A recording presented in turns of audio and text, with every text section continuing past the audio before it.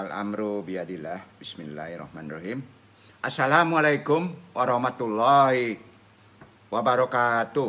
Waalaikumsalam warahmatullahi wabarakatuh.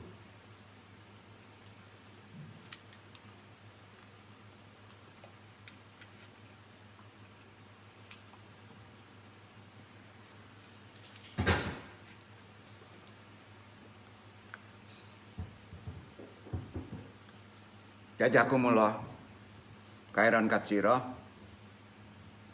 Alhamdulillah.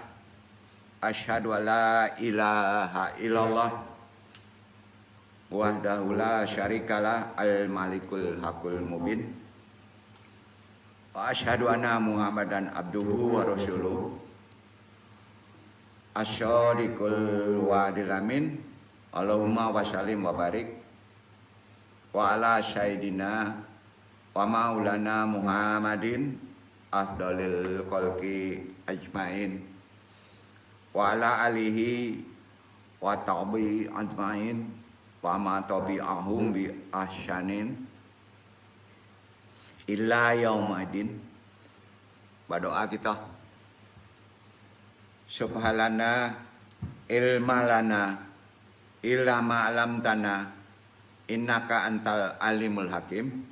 Rabbi syari sadri wa yassir li amri wahlul 'uqdatam min lisani yafqahu qawli. Ya Allah, mudah-mudahan pentaklim dan yang ditaklimi dimudahkan segala urusannya, diridhoi taklimnya. Amin amin ya rabbal alamin.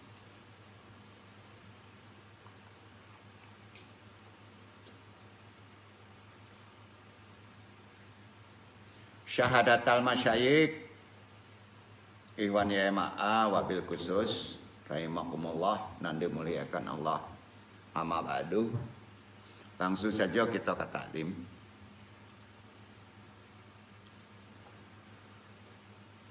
Islam, agama kita mengajarkan bahwa semua perkara itu ada di dalam kekuasaan Allah. Semua perkara, bukan agama aja, ya. Semua perkara itu yang disebut al-amru biyadillah. Nah, semua perkara ada dalam kekuasaan Allah. Rezeki, perkara masalah, semua ada di bawah kekuasaan Allah. Jelas tauhid kita ke sana. Artinya ajaran Islam itu mengajarkan semua itu biyadillah. Ketika Islam bilang al-amru biyadillah, itu tidak bisa ditawar, dinego nggak bisa. Apapun kekuatannya, pasti kalau biyadillah kalah. Harus kepada Allah. Prinsipnya gitu.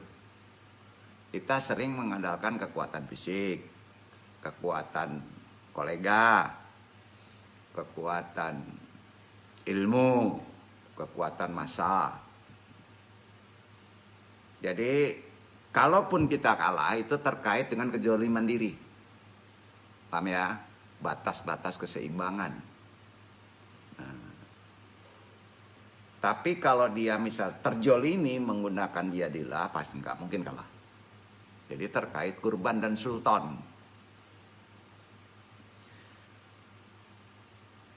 Jadi dengan memahami pemahaman tauhid dengan Idul Adha atau al-amru biyadillah, kita sebagai muslim akan menjadi bisa mengerti apa yang terkandung pada kalimat la haula wala quwata illa billah. Semua tahu itu. Hak Allah namanya. Semua populer menyebut la haula wala quwata illa billah, berarti kita di sini bukan pasrah, bukan tawakal, tapi menggunakan kekuatan biyadillah. Pahamnya mas ya? Jadi beda. Kalau awam, semua diserahkan kepada Allah. Kalau semua diserahkan kepada Allah, Allah bijaksana kan? Ya. dia membantu dilihat dulu, betul kan? Perlu dibantu, apakah perlu dibersihkan dulu? Nah, itu hak Allah namanya. Hak Allah kan hak Allah. Hak Allah mau bantu mau enggak. Paham ya? Tapi kalau pembacanya la haula wala quwata illa billah diniatkan menggunakan biadillah, hanya Allah yang mempunyai kekuatan. Tanpa kita berarti sudah menguatkan Allah. Menang atau kalah? Pasti menang. Jadi hidupnya suatu doa, hidupnya suatu amalan adalah dengan nawaitunya. Ini sebenarnya udah ke pokok pemahaman kita memohon. Nah, kekuatan suatu doa itu terkait dengan itikad. Itikad itu akidah. Akidah kita kepada Allah. Itikad itu terkait kemarin. Kalau kita sholat sudah merasa terkontrol oleh Allah, itu akidahnya sudah naik. Doanya pun akan makbul. Walaupun hanya mengucapkan bismillah. Ya. Nah. Semua tahu la haula wala quwata illa billah. Apapun ilmu kita, setinggi apapun derajat kita, sekuat apapun kekuatan kita, ilmu kita perlu digarisbawahi. Secara materi, kuat mana besi dengan kertas? Kuat besi. Tapi kalau itu menggunakan biadallah, ya, ada penundaan sama Allah. Besi ini langsung kita hancurin, dibakar, hancur. Tapi kalau kertas kita simpan, ya, hancur nggak Pak? Kita rawat, tidak. Gitu. Jadi kalau ditanya kuat mana besi dengan kertas? Jawabannya terserah Allah. Betul nggak? Terserah yang punya besi dan kertas. Kalau hak besi ada di kita, hak kertas ada di kita, orang meminta menghancurkan kita punya hak, terserah kita. Bisa aja orang itu menghancurkan besi lebih dulu. Betul? Nah, gitu. Itu iktibarnya ucapan dari la haula wala quwata illa billah. Secara materi ya, kuat besi, kertas lebih rendah.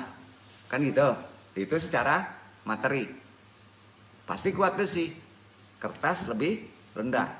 Tapi harus ditambah, hakikatnya terserah yang mengendalikannya. Setuju? Hakikatnya gitu. Terserah yang akan mengendalikannya. Tambahannya gitu. Ya terserah Allah. Ini mainan kata enggak. Logika kita kan terima tuh. Ya. Jadi memahami logika, kita udah belajar mantik kan. Logika Islam tentunya, atau ilmu mantik. Yang sudah kita bahas. Teori kekuasaan Allah akan menjadi selaras dengan teori usaha manusia. Teori kuasanya Allah akan bisa selaras dengan teori ikhtiar manusia.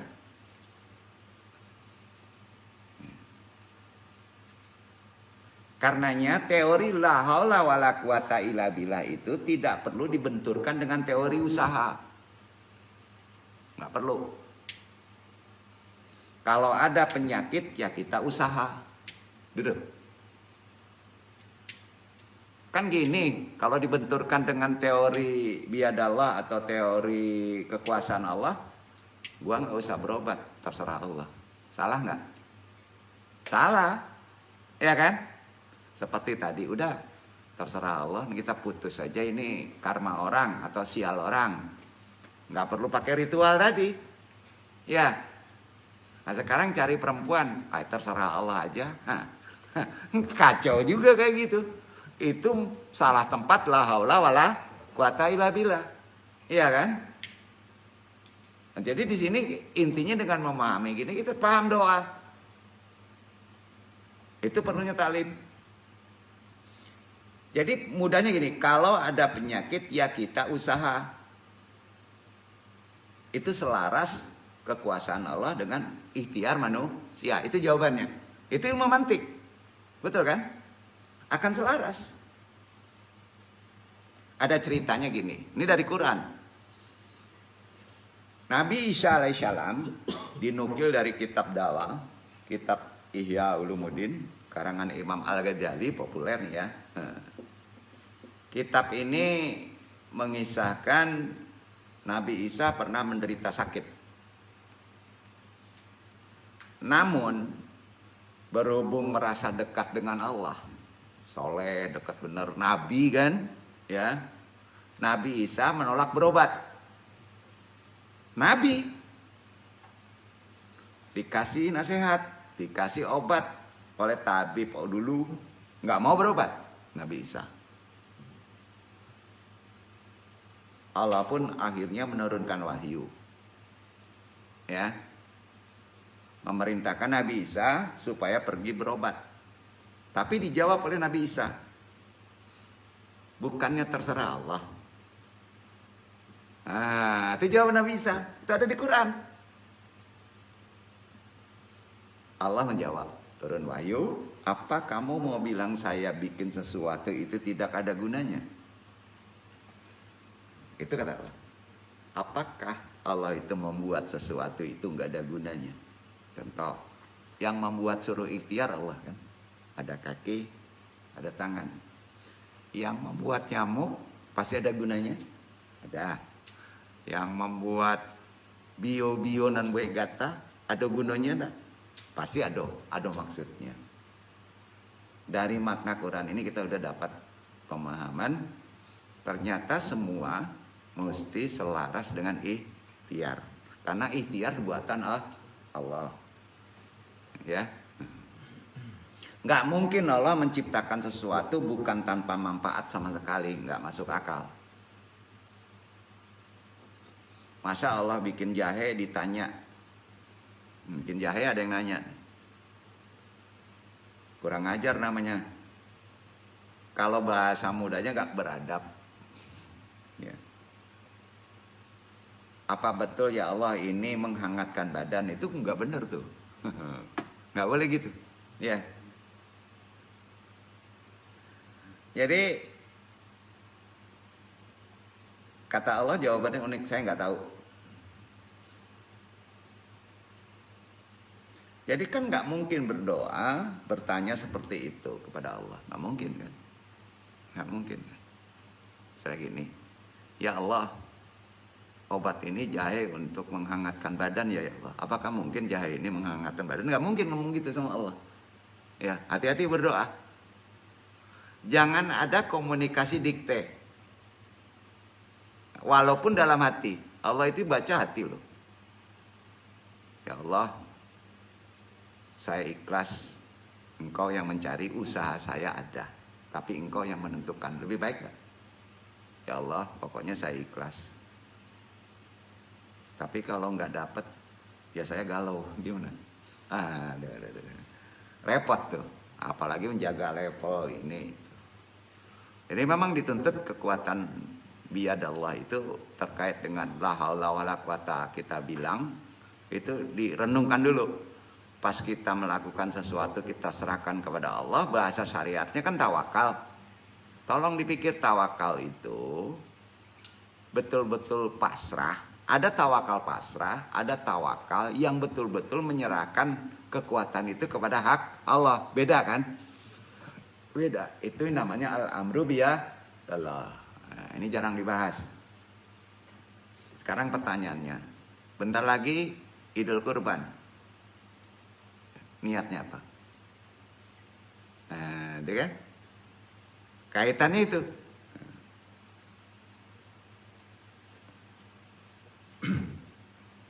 Kira-kira talim kita ini nggak perlu, nanti ke depan itu sudah nggak perlu menggunakan penjabaran. Kalau misalnya 2 tambah 2, 4. Ya kalau pengen jadi 10, tambah 2 lagi, tambah 2 lagi, tambah 2 lagi. Nggak mungkin gitu lagi. Ya, nggak mungkin lagi. Insya Allah kita paham. Karena kalam hikmah terkait dengan pemahaman rohani.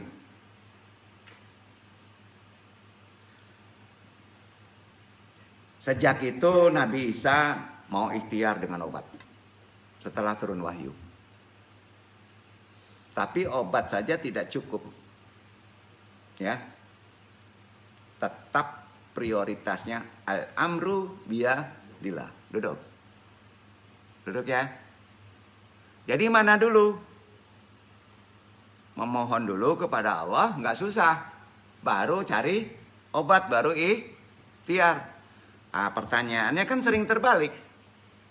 Kita sesudah ikhtiar sering baru menyebut la haula wala quwata illa billah. Seharusnya la haula wala quwata illa billah, ya Allah, izinkan saya menggunakan hakmu ya Allah. Baru kita ikhtiar. Kalau sudah ikhtiar menyebut la haula wala quwata illa billah gimana? Sama nanya jurusan berangkatnya pilot ke Padang, digetok tuh, tok tok tok tok tok. Pilot ini bener nggak jurusan ke Padang? Sama dengan gitu, nyinyang kayaknya. Nah, kamu itu. Nah, kira-kira paham maksudnya nggak? Nah, besok mau la di belakang. Nah, itu awam. Ya tunggu aja, terserah Allah ya, mau ditolong mau enggak ya, iya kan? Tapi kalau mengukuhkan biadalah di depan. Itu karena terkait apa? Semuanya harus serba Allah. Kemarin gajinya. Jadi taklim ini yang sedikit amalin aja itu. Lihat apanya. Lihat keajaibannya lah. Gitu. Kadang-kala Allah nggak pakai hukum keseimbangan. Kadang-kala Allah tidak melihat dia pendusta, dia durhaka, dia maksiat, jadi tidak. Jadi gitulah tingginya ilmu makrifat kalau kita mengenal hak, nama, sifat Allah. Duduk ya. Kalau kita bertawakal karena al-amru biyadillah, harus selalu disertai dengan usaha. Jadi bahasa tawakal kita apa? Tawakal dulu baru usaha. Kebanyakan usaha dulu baru tawakal. Ya kan? Nah. Atau ikhtiar. Sehingga ada keserasian syariat kalau tawakal dulu. Itu yang disebut keserasian hakikat. Serasi dengan hakikat. Serasi dengan haknya Allah. Bisa begitu jemputannya. Tidak ada yang mengetahui hakikat kehidupan, hakikat masalah selain Allah kan? Yang maha menciptakan kan?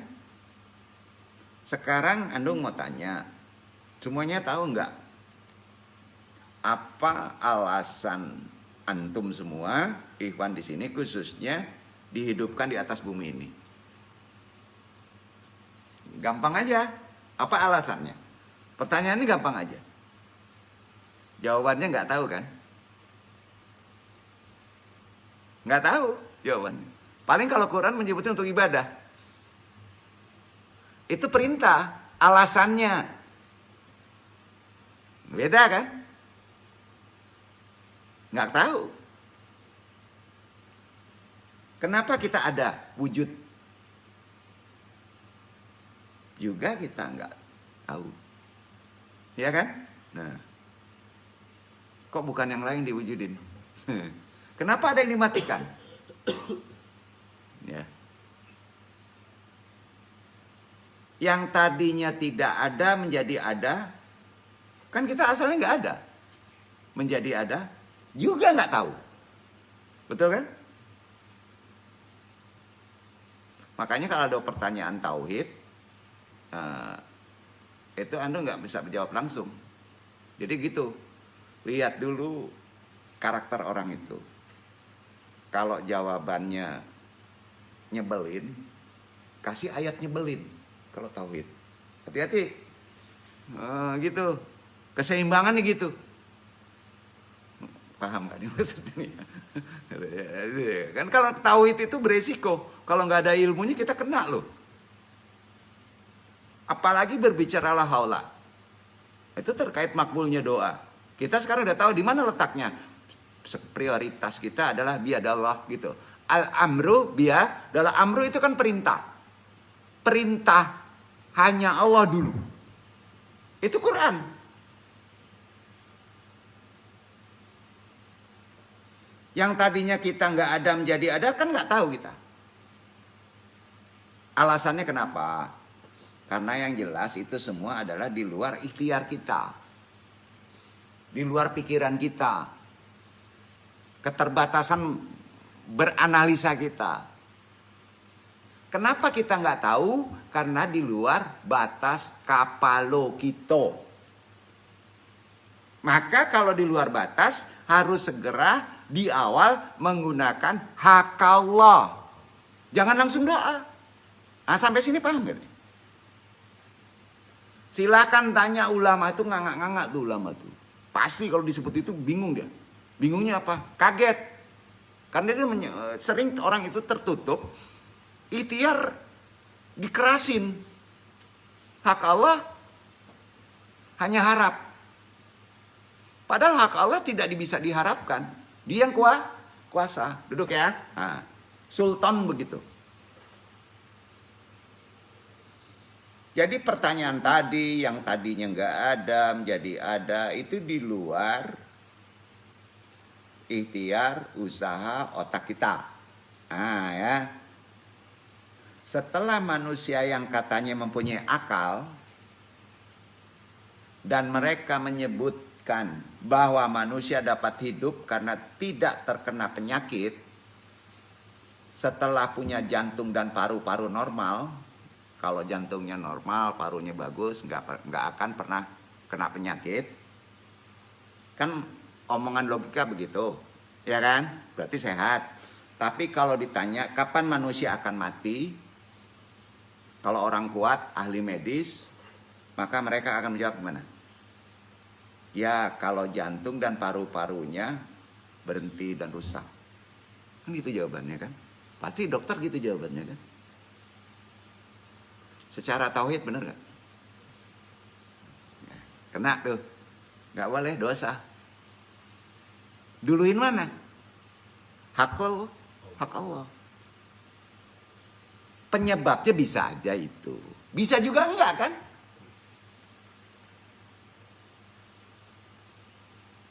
Itu artinya mereka berpendapat bahwa yang menjadikan kita hidup adalah jantung sama paru-paru. Kan gitu. Nyalahin tauhid. Iyalah. Itu yang disebut syirik samar, kata orang-orang ruhani. Apa namanya? Syirik samar. Syiriknya gak kelihatan karena kuatnya intelektual. Kaum ateis rata-rata begitu. Dan itu kena dengan anak-anak muda sekarang. Karena kuatnya intelektual. Nah, ini yang perlu Anung dudukan. Kan di-share nih ya. Tolong pelajari ilmu kalam tauhid itu sekuat-kuatnya.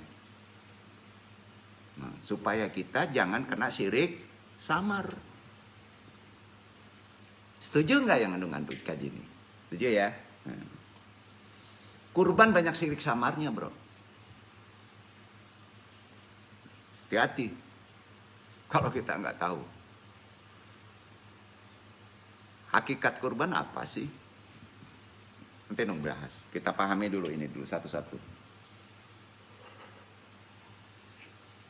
Apakah zaman sebelum kita hidup jantung dan paru-paru harus ada dulu? Ya nggak ada kan? Nggak begitu kan?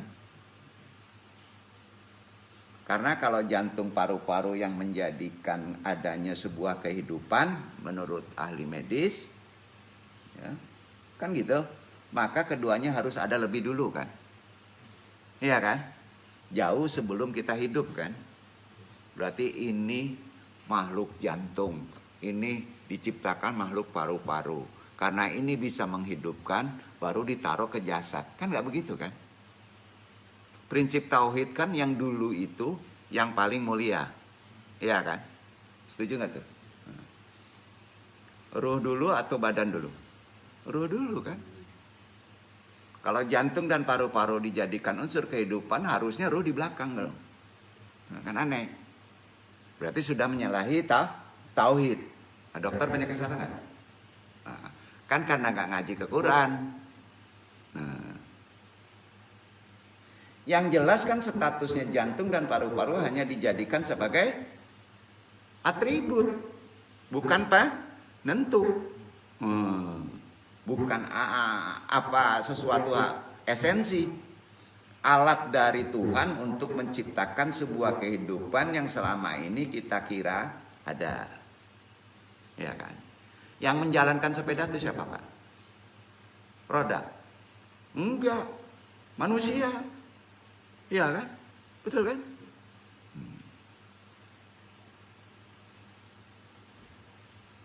Tapi kalau nggak ada roda bisa jalan nggak? Enggak. Walaupun ada manusianya kan. Ya gitu, Pak. Sebenarnya kehidupan ini juga tidak ada. Nah, lebih susah lagi nih.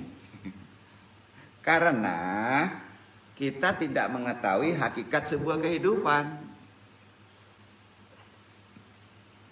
Makanya ulama-ulama kalau ditanya kenapa bisa hidup, kira-kira ulama, kalau setengah ulama jawabannya gitu. Kenapa antum bisa hidup? Jawabannya gampang aja ya. Ulama itu gampang aja. Karena tidak mati. Kan gitu kan. Cari gampang kan supaya jangan ada perdebatan. Karena tidak mati. Pasti jawabannya seperti itu. Kalau andong itu udah banyak tuh di YouTube ulama kayak gitu. Namanya ulama koplak. Koplak tau nggak? Goyang kepalanya, pengen cepat selesai. Oh, kan tanya jawab banyak, Pak. Jawabannya itu syariat logika, supaya aman aja kan. Itu namanya koplak, menggunakan goyang kepala. Ini bukan jatuhin orang ya, ini tarbiyah kan. Itu pentingnya memahami esensi ruhani, esensi tauhid. Penyebab adanya kehidupan ini tidak bisa kita sebutkan. Maka dari itu apabila ada kehidupan setelah kita mati, kita tahunya dari mana, Pak? Dari Allah kan? Betul kan? Berarti kita yakin. Ya. Iya kan? Apabila ada kehidupan setelah kita mati juga harus yakin. Sama-sama tidak bisa dijelaskan juga. Karena kalau ingin jelas mati dulu antum. Betul kan? Ya kan? Kalau ada yang tahu berarti dia nukil. Kalau pinter nukilnya pasti yang benar adalah Quran dan Sunnah. Betul kan? Beragama tanpa nukil Quran dan Sunnah pasti nyasar. Sampai nggak tuh? Jadi orang itu pinter itu karena nukil. Ada bukunya. Iya kan? Nah. Karena wujud adanya kita yang tanpa diundang, kan nggak diundang, Pak. Ya. Dan bukan bagian dari ikhtiar kita. Kan kita nggak berikhtiar supaya kita jelegedek gini kan? Nggak ada usahanya. Maka kelak jika bangun dari kubur juga bukan ikhtiar kita. Ayo. Kehendak Allah. Iya kan? Bukan ikhtiar kita. Kita ada banyak yang tahu lah, banyak yang tahu. Karena itu kata Allah. Itu namanya itikad. Ada paham ya sampai sini kawan ya? Intinya adalah lillahi robbil alamin. Tuhan semesta alam. Jika bangun dari kubur itu adalah perkara mukhal, maka wujud Nabi Adam alaihissalam dan wujud manusia yang sekarang adalah mukhal, di luar akal. Karena tanpa adanya sebab. Itu mukhal. Mukhal artinya nggak ada hukum sebab akibat. Jangan dicari sebab akibatnya. Dia bangun kubur sebabnya begini, akibatnya begini. Juga nggak bagus. Nanti melenceng kalau nggak ada Quran. Kalau dia banyak dosa, sebabnya dia banyak dosa, maka dia dibakar sama api neraka di dalam kubur. Maka kalau orang itu terlalu pintar, dicari api nerakanya, digali kuburannya, nggak ketemu. Karena itu mukhal, tidak bisa dikaitkan dengan hukum asbab. Itu namanya mukal. Ada di Quran itu. Jadi maksudnya gini, jangan mengada-ada kalau taklimnya tidak sampai kepada perkara tauhid.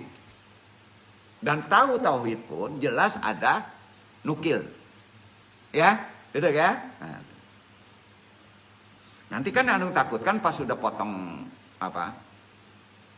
potong kerbau atau potong kambing, darahnya nanti diinjek-injek. Kacau nih. Bahaya, itu syiriknya udah mulai mendekati syirik kaprah. Hati-hati. Esensi yang namanya di dalam, kalau sudah keluar pasti terkontaminasi virus. Pahami itu?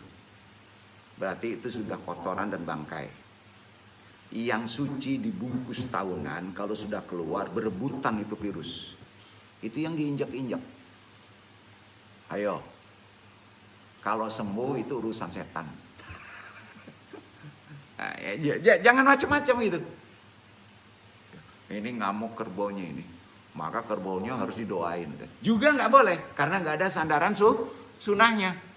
Duduk Kak, hati-hati. Ini jangan pakai dilarang kita berkurban pakai yang pincang. Betul, karena ada hadisnya, ada sunahnya, harus seger, harus terbaik, betul kan?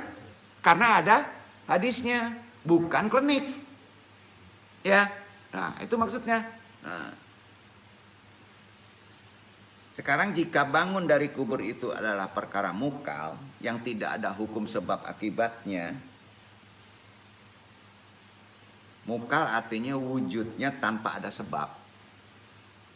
Kalau berbicara alam kubur, begini nih, supaya kita tahu yang namanya behit ya. Nah, dong bahas, walaupun gak ada di risalah, dong sampaikan dulu ya. Tentulah yang akan muncul dalam benak kita adalah kegelapan. Normal ya. Sudah itu sepi, penuh dengan serangga, cacing, binatang, ya. Jangan-jangan nyobek daging kita kan gitu kan? Ditanam kan kita kan? Gelap, nggak ada orang, ya.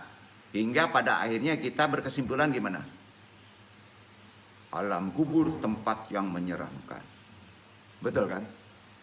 Artinya kita bisa streaming karena di sana seram. Pasti ada kuntilanak. Ah, itu namanya apa Pak? Ongrai. Itu. Tidak ada di sana. Nggak ada. Jadi kalaupun ke sana memancing timbul rasa takut supaya setan dekat. Jadi pinter kita. Karena setan dekat itu kalau ada takut. Jadi pancing dulu takut. Supaya timbul takut kemana Pak? Ke tempat yang serem. Udah paham ya ilmunya ya? Nah. Namun siapa sangka, rupanya dalam ajaran Islam dikenal dengan tingkatan kenikmatan di alam kubur. Ada di Quran, ada di hadis. Ada derajat kenikmatan di alam kubur. Tentu patut kita pahami karena ini ada petunjuknya secara benar. Sebagai umat muslim agar kiranya berpandangan bahwa alam kubur tidak menyeramkan apa yang dipikirkan orang banyak. Manfaatnya apa Pak? Kalau kita kuburan jam berapa aja pede aja. Karena kita yakin, sampai nggak?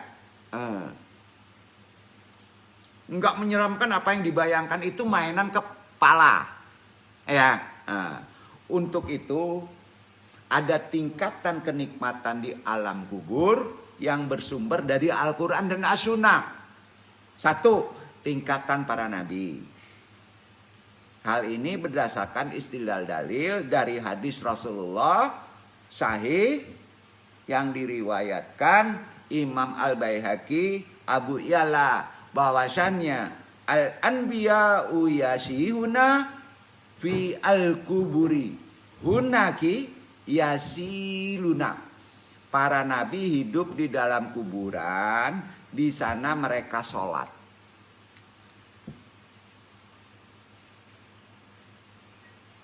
Kalau sholat nggak sempit dong.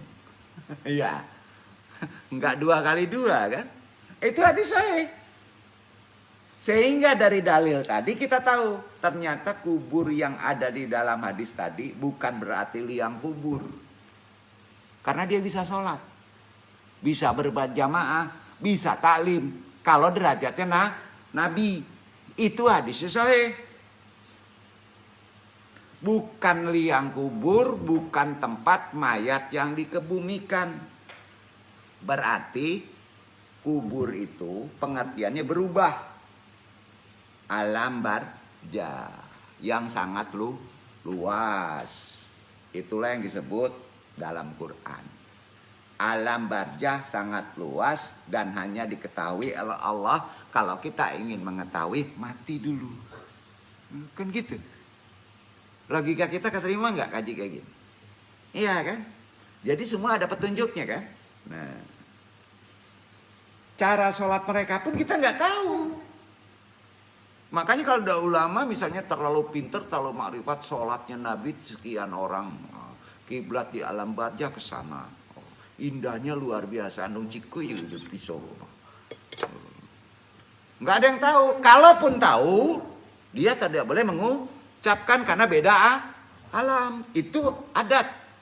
Atau yang disebut adab. Paham ya? Yakinnya gini. Mungkin kurang yakin hadis ini ya. Hadis ini sahih ya. Tekankan lagi. Di yang derajat pertama nih ya. Kalau Nabi mati itu, dia dikubur bisa sholat. Hadisnya sahih. Artinya kalau bisa sholat itu bukan liang lahat yang sempit. Tapi pindah alam. Tahu tidak? Pas dia mati pindah alam. Bapak yakin pindah alamnya itu langsung bukan dengan cangkangnya ada. Ada hadis lagi. Ada orang yang mati tidak hancur badannya. Sampai Pak? Ada orang pas dikubur hilang jasadnya. Berarti jasadnya ikut juga. Paham nggak tuh? Ada yang dimuliakan Allah, jasad badan dunia bisa masuk ke jasad alam barjah. Ada hadisnya. Nah, itu yang makhluk ruhani. Dan itu Quran. Ini. Setelah mati kewajiban manusia untuk beribadah telah selesai. Umum. Betul kan? Tapi di hadis tadi ada yang namanya manusia karena derajatnya Nabi dia bisa sholat, bisa berjamaah. Kalau ngomongnya sholat berarti kan itu omongan dunia, paham ya? Berarti harus ada badan, harus bermajelis, berarti ada kelompok. Makanya bukan liang lahat, tapi satu alam yang disebut alam barjah. Duduk ya. Nah, itu. Maka akal kita tidak bisa berbuat apa-apa. Dengan demikian, ia ada di atas batasannya kan, memahami perkara tadi kan. Buktinya ada firmannya di Al-Isra 17:85. Nungnya baca, karena ini pendek. Wa ma utitum minal ilmi ila qalila. Dan tidaklah kamu diberi pengetahuan melainkan sedikit. Andung hanya sedikit. Jadi perkara behit hanya sedikit. Perkara makhluk rumahani hanya sedikit. Manusia dikasih tahu sedikit. Tapi yang sedikit itu luar biasa kalau di dunia.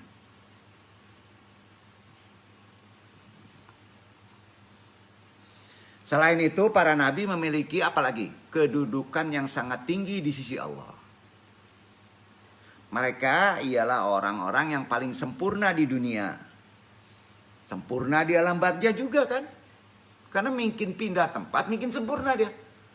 Pasti sempurna lagi di alam hisab. Gampang aja, nggak perlu ditanya-tanya lagi. pastilah akan lebih sempurna lagi di alam akhirat. Nah, itulah surga. Pemimpin mereka yang paling sempurna ialah di alam barzah itu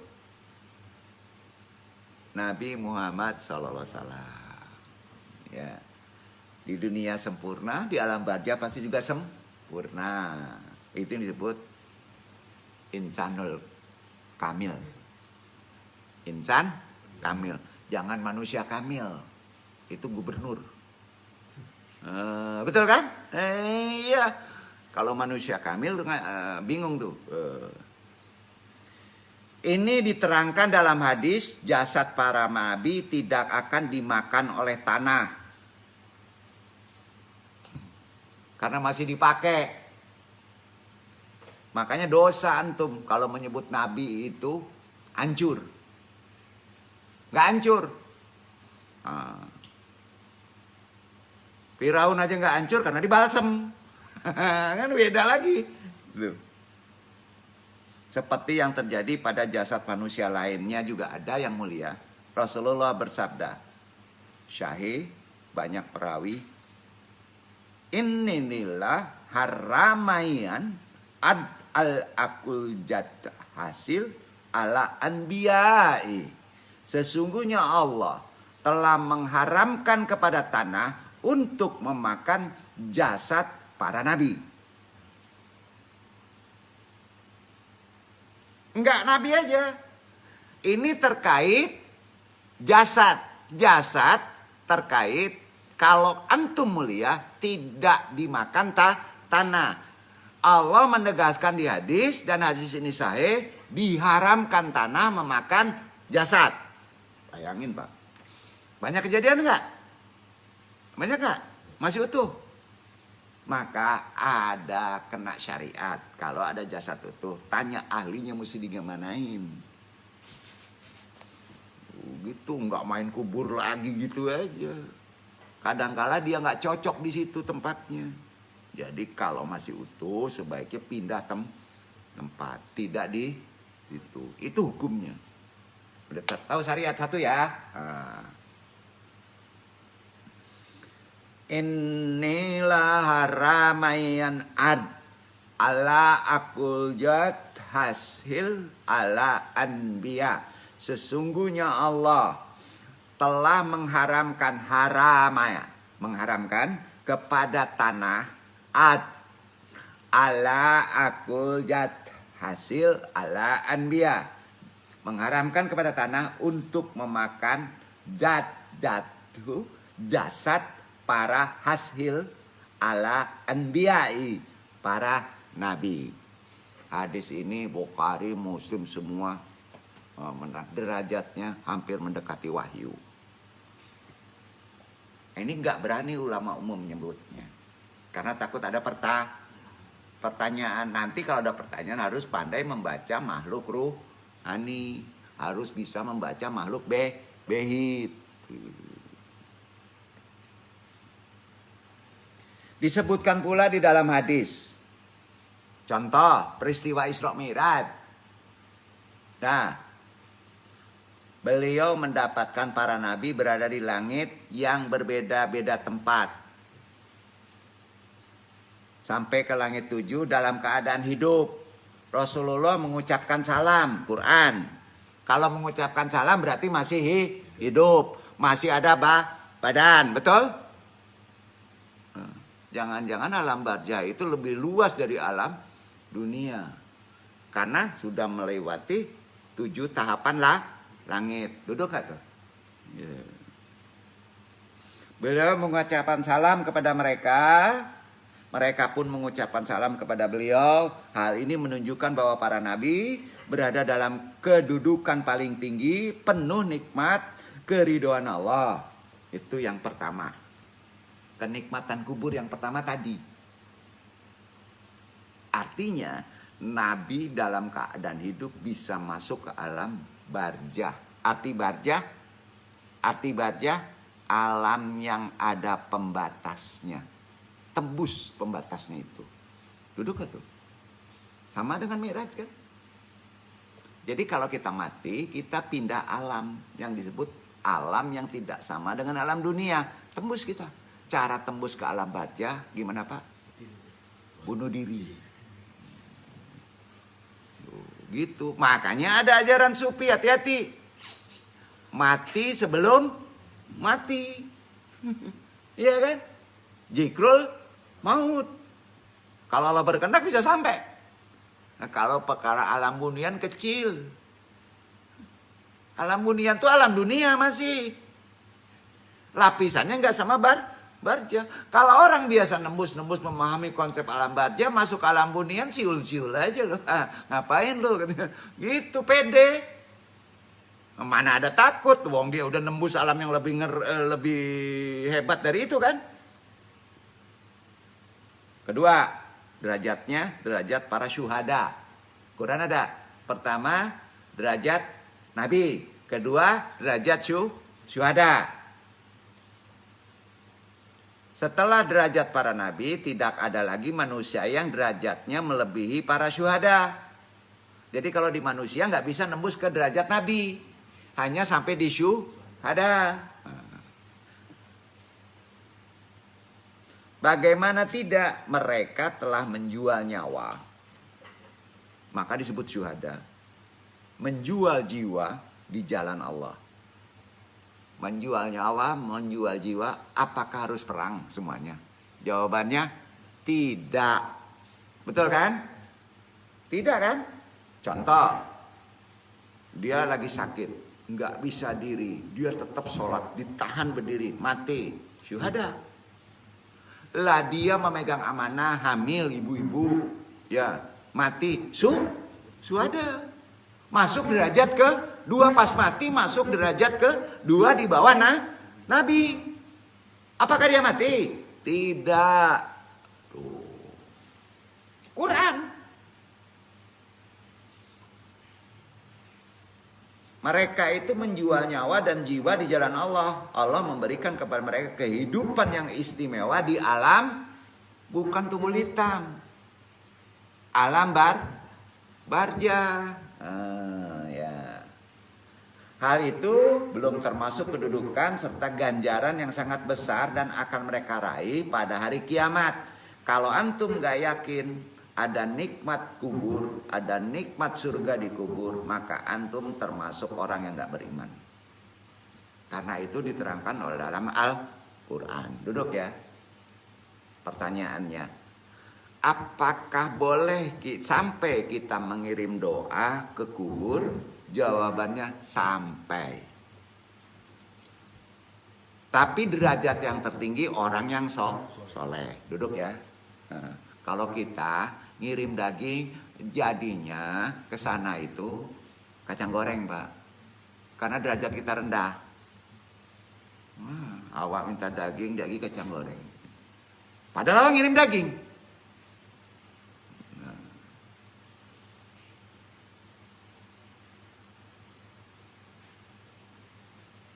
Karena itu jelasnya Allah berfirman. Quran surat Al-Imran surat 3. Dibaca agak panjang supaya lebih yakin orang yang sampai syuhada tidak mati, ya. Ali Imran surat 3 169 170 171 dibaca.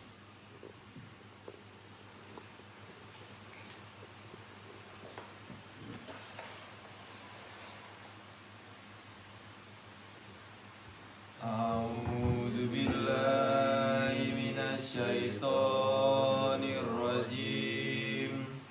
Bismillahirrahmanirrahim. Wala tahsyaballadzina tudilu.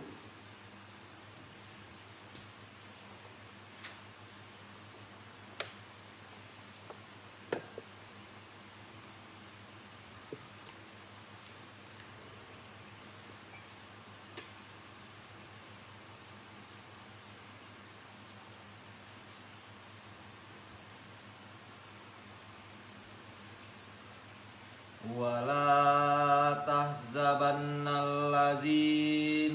qutilu fi sabilillahi amwat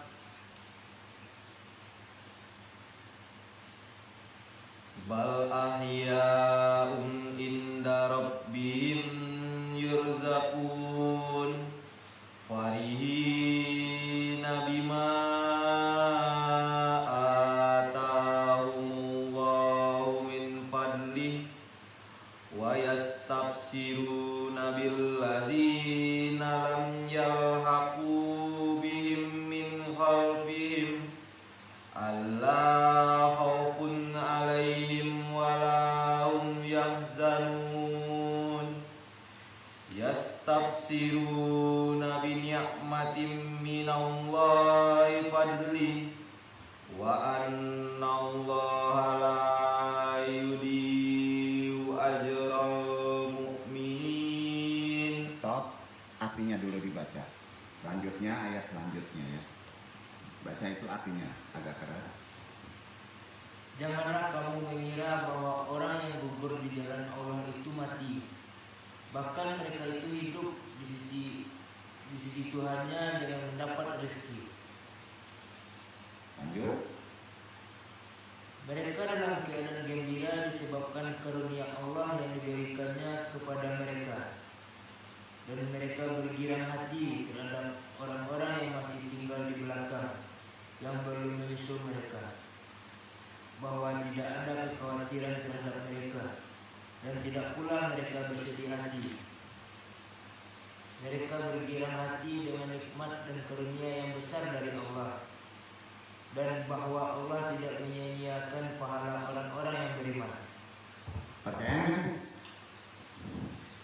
Ayo. Itu kan ayat logika kita. Itu kan ayat di dunia. Padahal dia udah mati kan? Nggak percaya nggak nih? Masa orang masih bingung tuh di bayu tuh berdebat. Berarti gimana orang-orang itu? Keyakinannya gimana?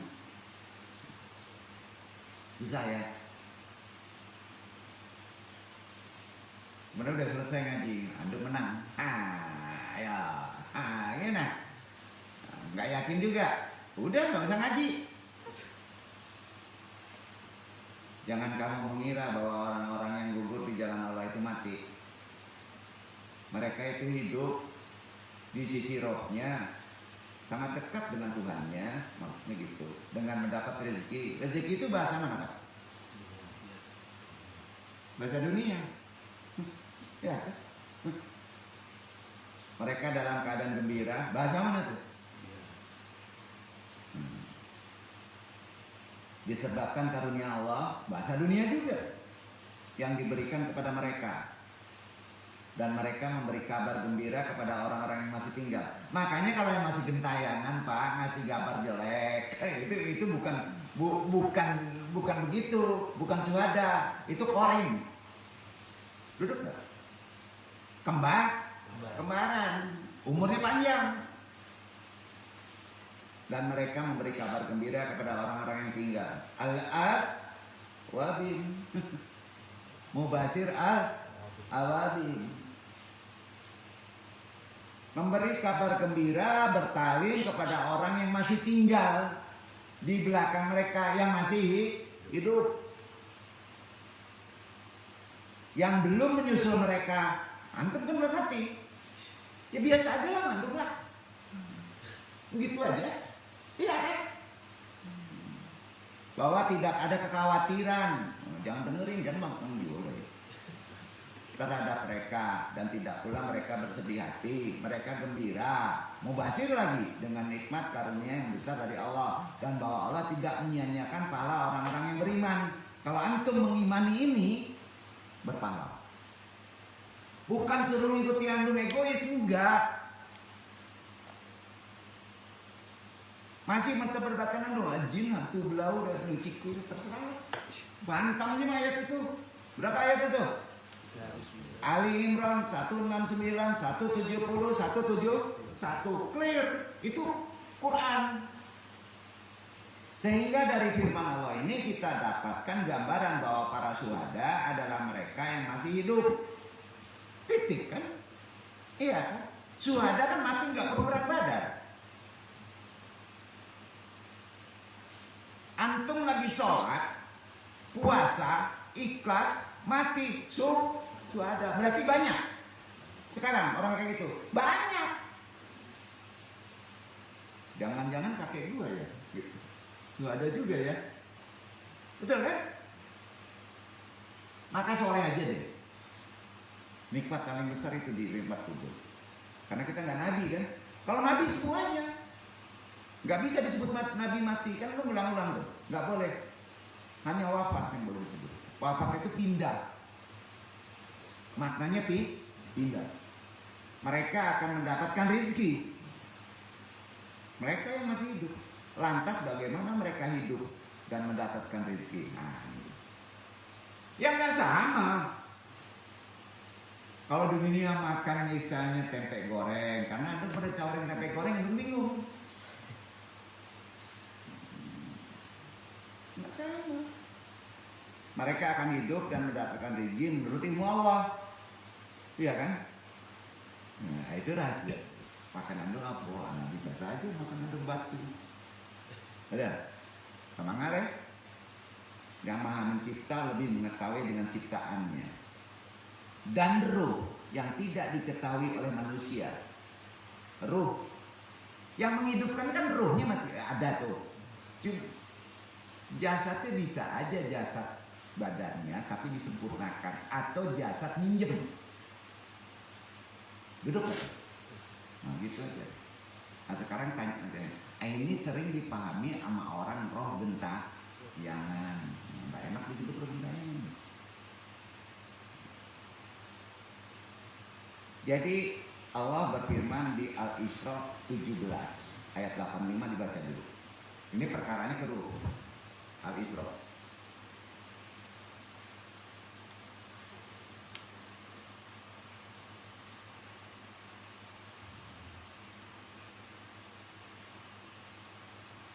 Wayas alunaka aniruh.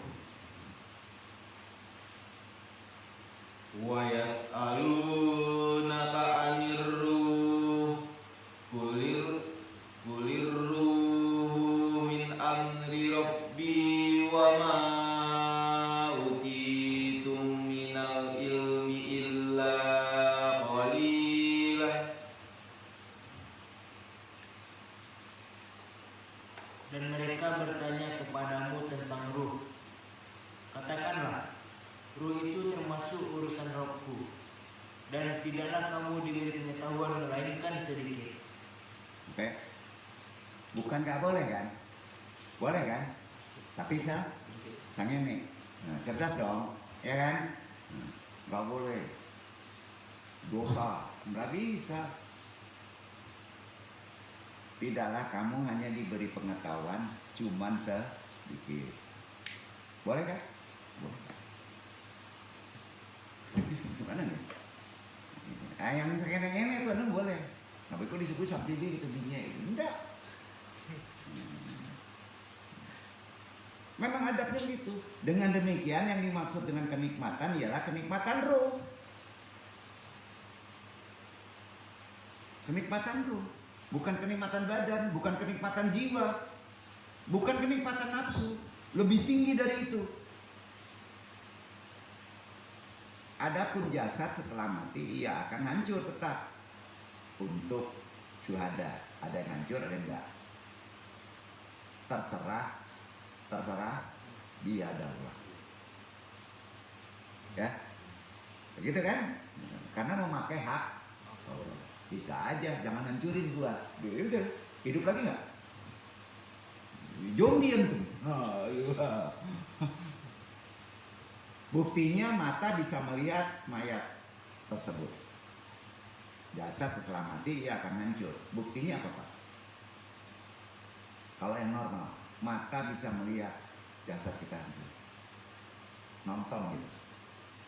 Nangis atau gitu. Berubah menjadi tulang dan tanah. Tahu ya, punya kita dihancurin, biasa sedih nggak? Makanya jangan memiliki badan. Ya, badan aja jangan dimiliki. Kalau ditanya badan antum siapa, Haknya siapa? Hakullahnya. Kata Allah, badan antum itu adalah haknya adalah tanah. Apa? Macam-macam tanah. Ambil haknya. Mati antum. Matinya bukan mati benar, lepai antum. Malah pari. Ngeri deh. Oh, nggak usah deh. Nggak usah mikir-mikir ke situ ya. Kalau nggak haknya jangan ambil. Allah akan menciptakan mayat tersebut dalam bentuk yang lain. Tingkatan 3. Tingkatan syuhada ya. Sudah selesai. Tingkatan ketiga. Orang beriman. Pertama Nabi. Kenikmatannya udah tahu. Kedua syuhada. Kenikmatannya sudah tahu setelah mati kan. Yang sekarang ketiga beriman. Antum di mana? Beriman aja lah. Kalau syuhada berat banget nih, gue mesti soleh gitu kan. Tapi bisa diikhtiarkan nggak? Yang nggak bisa diikhtiarkan apa? Nabi. Kemana mau buat jadi nabi kan? Nggak bisa, yang duduk aja nggak bisa. Nabi hak Allah penuh ditentukan orangnya, betul kan? Syuhada itu termasuk wali. Tingkatan orang beriman, hadisnya qudsi, Allah mengatakan begini.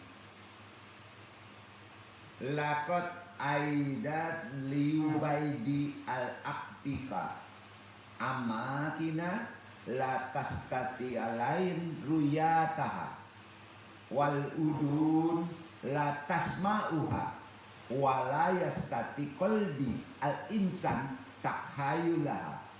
Aku telah menyiapkan untuk hamba-hambaku yang beriman soleh tempat yang tak dilihat oleh mata, tidak bisa didengar oleh telinga, dan tidak bisa dibayangkan oleh hati manusia. Itu orang beriman. Nggak kelihatan mereka, tapi ada. Hati aja nggak bisa melihat. Sehingga darinya Allah telah memberitahu kepada kita bahwa ada kenikmatan yang besar. Ada surga, sungai, istana, perhiasan. Bahasa dunia.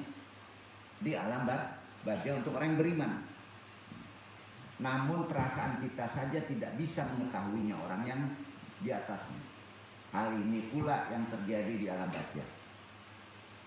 Jadi gini, orang yang beriman kalau masuk derajat ini di alam barzah, ada sungai, ada perhiasan, ada bidadari, ingat kita enggak? Ayo, ingat kita enggak? Enggak. Mau minta tolong aja, ngapain lu gua aja nikmat ini. Nah, itu orang beriman. Egois. Kalau udah di surga itu nggak mau turun. Beda dengan syuhada. Ada perintah rezeki, ada perintah untuk mengajari kembali. Itu ada ayatnya. Beda dengan orang beriman, nggak mau tahu. Karena derajatnya di 3. Tapi dia nikmat. Surga ada di namanya teras surga. Itu dia bisa. Kalau orang udah naik di atas, orang manusia seiman ini udah nggak mau mikir lagi. Ngapain mikirin dunia ya? Gitu.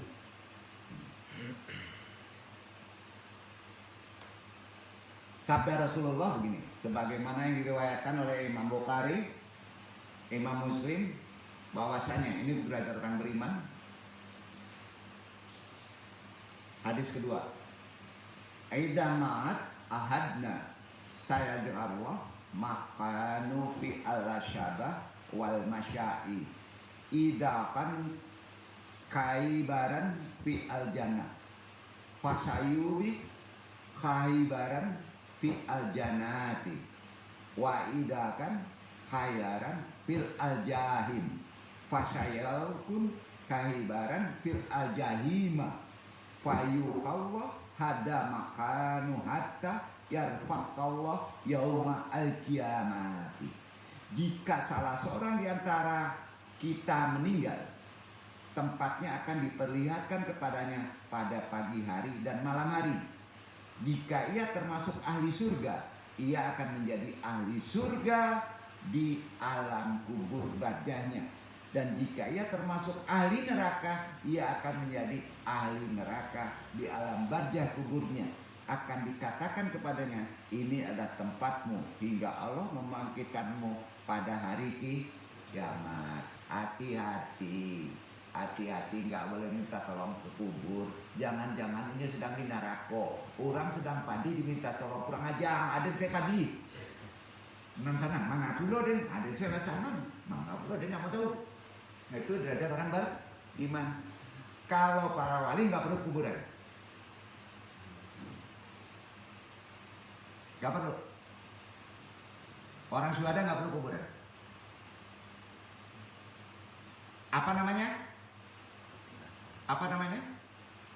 Bukan makam yang dicari, makam nggak ada. Masih liar kok. Petilasan. Gitu.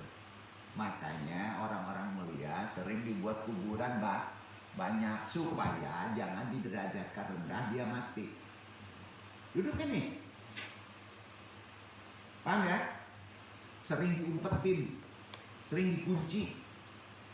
Takut yang kosong itu didewain. Akhirnya yang kosong itu yang jadi setan masuk. Paham gak tuh? Gitu. Abu Qatadah meriwayatkan bahwa suatu hari pernah ada jenazah yang melewati Nabi. Beliau bersabda, al-syakha alladhi yastari au yastari. Orang yang sedang istirahat atau diistirahatkan. Itu kata Nabi, jenazah lewat. Para sahabat bertanya, ya Rasulullah, ma mainna alna saladin yartahuna. Wahai Rasulullah, apa maksud orang yang sedang istirahat dan diistirahatkan? Rasulullah menjawab, al-labid al-mu'min yastari min ta'abadullah wasyaraha illa rahmatullah wala aliyasi tumanas wal nabat wal hayawan yastari min syirkum. Hamba yang beriman akan diistirahatkan dari kelelahan dan kejahatan dunia menuju rahmat Allah. Sedangkan hamba yang bermaksiat akan, maka orang-orang menuju Allah itu orang-orang, sedang hamba yang bermaksiat maka orang-orang tanamkan dan hewan bisa istirahat dari kejahatannya, ditanam dengan hewan yang dihidupkan dari kejahatannya. Terkait kurban. Hadis riwayat Bukhari Muslim. Jelasnya diutarakan dalam Quran surat Al-Waqiah 56, 88, 89. Qurannya ada, hadisnya ada. Itu orang beriman. Kalau soleh dia nggak mikirin kita, dia bahagia. Kalau nggak soleh dia nggak mikirin kita juga, dia hancur lebur. Kalau angku di sakit kepala atau sakit gigi, nah ya disapu saja bawah. Aku minta tolong, kira-kira begitu.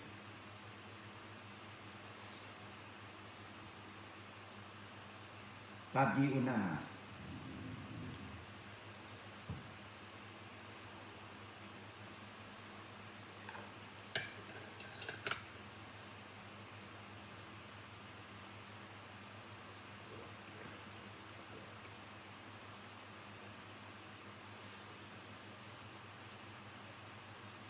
Surat 56 ya.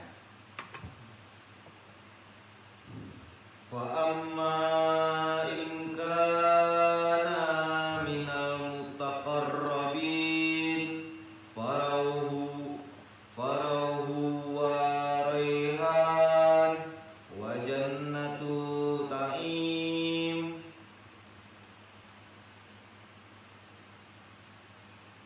Adapun jika dia orang yang mati termasuk orang yang didekatkan kepada Allah, maka dia memperoleh ketentraman dan rezeki serta surga kenikmatan.